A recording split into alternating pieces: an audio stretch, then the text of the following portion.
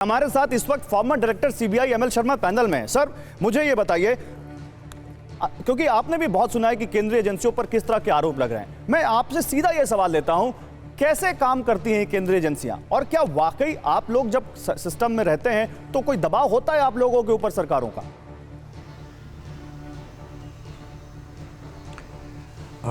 गौरव जी, आपके प्रश्न के दो भाग हैं, एक एक करके मैं आपको उत्तर दूंगा। सर्च एंड सीजर, इसका कानूनी प्राविधान है इनकम टैक्स डिपार्टमेंट के लिए भी, ईडी के लिए भी, सीबीआई के लिए भी और पुलिस के लिए भी। लेकिन आज की जो प्रशासनिक व्यवस्था है या राजनीतिक व्यवस्था है, उसमें स्थानीय पुलिस या जिला पुलिस तो ख़त्म सी हो चुकी है, क्योंकि जिस गवर्नमेंट की सत्ता होती है, जिस पार्टी की गवर्नमेंट होती है, उसी के हिसाब से वो काम करते हैं। अब बच गई सेंट्रल एजेंसीज, 3 एजेंसीज जिनका मैंने नाम लिया है। जैसा मैंने पहले कहा, सर्च एंड सीजर उनका अधिकार है। सर्च वारंट से भी हो सकती है, सर्च बिना वारंट के भी हो सकती है, और सर्च मजाक के लिए या शौक़ के लिए नहीं की जाती है। सर्च का मकसद होता है कि तफ्तीश के दौरान जो अभियुक्त है या जो सस्पेक्ट है उसके विरुद्ध साक्ष्य एकत्र करना। कभी कभी सर्च में अच्छा साक्ष्य निकल आता है, कभी कभी नहीं भी निकलता है, तो इसका कानूनी आधार है और इसलिए उसमें कोई ज़्यादा विवाद नहीं होना चाहिए। अब जो दूसरा प्रश्न है वो ज़्यादा महत्वपूर्ण है कि सर्च और सीजर का एक्शन सिर्फ विरोधी दलों के अगेंस्ट होता है, ऐसा कुछ लोग कहते हैं, और जो रूलिंग पार्टी है उसके विरुद्ध नहीं होता है। तो इसमें मैं इसको उस एंगल से नहीं देखता हूँ। जो राजनेता हैं या दूसरे लोग हैं, पॉलिटिकल पार्टीज़ को रिप्रेजेंट करते हैं, वो उसको उस एंगल से देखते हैं। मैं इसको एक नागरिक के एंगल से देखता हूँ।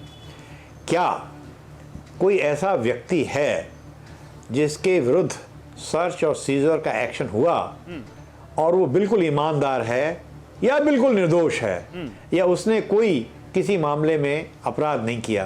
क्योंकि जिन बातों की, जिन विभागों में हम बात कर रहे हैं, ईडी हो या सीबीआई हो या आईटी हो, ये फाइनेंशियल क्राइम्स को या इकोनॉमिक क्राइम्स को देखते हैं।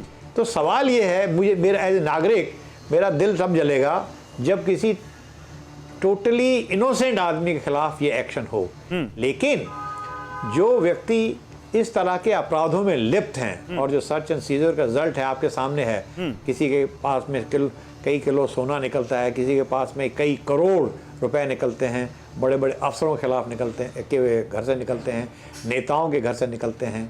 तो मेरी मान्यता ये है कि इनोसेंट आदमी के विरुद्ध सर्च और सीजर का एक्शन लगभग तो मतलब नगण्य के बराबर एक क्लैरिटी दे दीजिए सर, क्योंकि आपकी बात, सारी बातों से बहुत कुछ क्लियर होता है। एक लाइन में क्लैरिटी दे दीजिए सर, स्वतंत्र होती हैं एजेंसियां या इन पर दबाव होता है?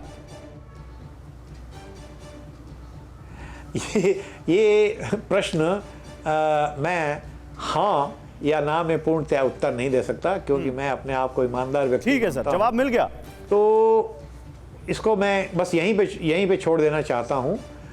काफ़ी स्वतंत्रता है, लेकिन आप ये रियलाइज नहीं करते कि ये जो हमारा गवर्नेंस सिस्टम है ये पॉलिटिकल सिस्टम है। ओके सर, इसमें कोई मिलिट्री की सरकार नहीं है, कोई पुलिस की सरकार नहीं है, कोई आईएएस की सरकार नहीं है, ये राजनेताओं की सरकार है। पॉलिटिकल पार्टियां सरकार बनाती हैं। तो उसमें सच बात तो ये है कि कहीं ना कहीं उल्टे सीधे कुछ ना कुछ पॉलिटिकल एंगल तो आ जाता है, और ये आज नहीं बोल दिया, हर सरकारों में रहा है। बहुत कुछ बोल दिया आपने, बहुत शुक्रिया आपका सर। हमारी रिक्वेस्ट पर आप हमारे पैनल में आने को तैयार। ये हमेशा, जी बोल दीजिए, अपनी बात पूरी कर लीजिए, आपकी बात अधूरी ना रह जाए। ये हमेशा ये हमेशा होता रहा है, हमेशा होता रहा है। ठीक है, ये भी कहना चाहता हूं, ये हमेशा होता रहा है। थैंक यू सर आपका हमारे इस पैनल में आने के लिए।